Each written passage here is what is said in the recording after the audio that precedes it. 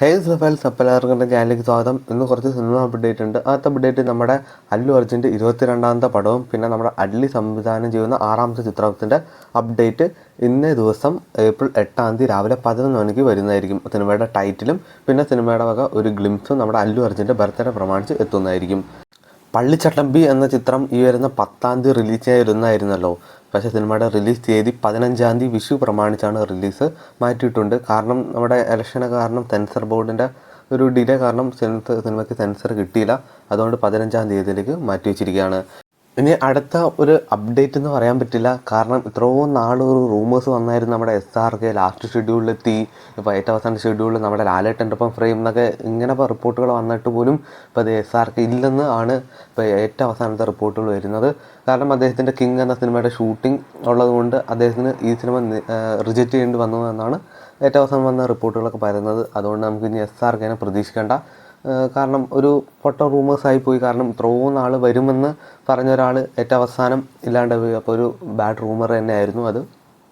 Jailer 2 മറ്റൊരു update ഉണ്ട്. കാരണം നമ്മുടെ ലാലേട്ടൻ്റെ ഷെഡ്യൂൾ അങ്ങനെ കഴിഞ്ഞിരിക്കുകയാണ്. അതായത് സിനിമയുടെ അവസാന ഷെഡ്യൂൾ നമ്മുടെ ലാലേട്ടൻ്റെ എല്ലാ ഷൂട്ടിംഗ് പരിപാടികളും കഴിഞ്ഞു. ലാലേട്ടൻ അങ്ങനെ ജയിലർ 2 ഒരു ബൈ പറഞ്ഞിരിക്കുകയാണ്. സിനിമയുടെ ഈ ലാസ്റ്റ് ഷെഡ്യൂൾ നടന്നിരുന്നത് നമ്മുടെ ഹൈദരാബാദിലാണ്. ലാലേട്ടൻ്റെ ഈ ഒരു സ്റ്റില്ലാണ് പുറത്ത് വന്നിരിക്കുന്നത്. ലാലേട്ടൻ്റെ താടിയില്ലാത്ത ഒരു ലുക്ക് സിനിമയിൽ ഉണ്ടാവുമെന്ന് റൂമേഴ്സ് കേൾക്കുന്നുണ്ട്. നമുക്ക് ഉറപ്പില്ല. രജനികാന്തിൻ്റെ തലൈവർ 173 എന്ന ചിത്രത്തിൻ്റെ ഒരു അപ്ഡേറ്റ് വന്നിട്ടുണ്ട്. സിനിമ ഈ മാസം അവസാനം ഷൂട്ടിംഗ് സ്റ്റാർട്ട് ചെയ്യുന്നതായിരിക്കും. അതിന് മുന്നേ തന്നെ സിനിമയുടെ ഭാഗത്തു നിന്ന് ഒരു പ്രൊമോ വീഡിയോ വരുന്നതായിരിക്കും. നമ്മുടെ നെൽസണൊക്കെ ചെയ്യുന്ന ഒരു പരിപാടി പോലെ വരുന്നതായിരിക്കും. ഇനി അടുത്താണ് നമ്മുടെ കാട്ടാളൻ്റെ ഹോംബാളെ ഫിലിംസാണ് കർണാടക ഡിസ്ട്രിബ്യൂഷൻ. അപ്പോൾ ഒരു 1 ടീമിനെ തന്നെയാണ് അവർക്ക് കിട്ടിയിരിക്കുന്നത്. ദുൽഖറിൻ്റെ അയാം ഗെയിം എന്ന ചിത്രം ഈ വരുന്ന ഓണത്തിന് എത്തുകയായിരിക്കും. അപ്പോൾ സിനിമയുടെ ലാസ്റ്റ് ഷെഡ്യൂൾ ഹൈദരാബാദിൽ ഇപ്പോൾ നടക്കുകയാണ്. ഒരു കാർ ചേസിങ് കാർ പരിപാടിയൊക്കെ അതിൽ നമുക്ക് ആ ലൊക്കേഷൻ സ്റ്റില്ലിൽ നിന്ന് വ്യക്തമാകുന്നുണ്ട്. അപ്പോൾ എന്തായാലും ഒരു കാർ നമ്മുടെ ദുൽഖറിൻ്റെ ഒരു ഡ്രൈവിംഗ് സ്കിൽ പരിപാടിയൊക്കെ നമുക്ക് സിനിമയിൽ കാണാം.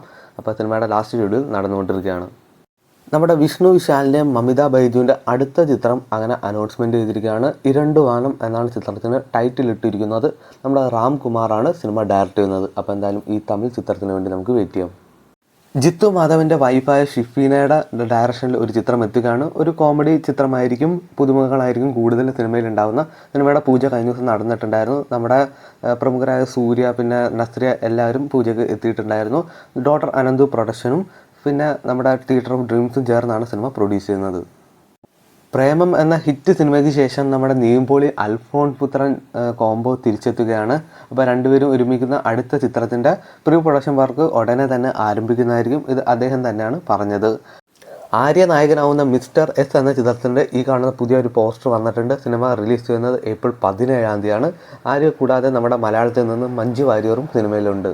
ധനുഷ്, മമിത ബൈജു എന്നിവർ കേന്ദ്ര കഥാപാത്രത്തിൽ എത്തുന്ന സിനിമയാണ് കറ. സിനിമ ഏപ്രിൽ 30-ാം തീയതിയാണ് തിയേറ്ററിൽ എത്തുന്നത്.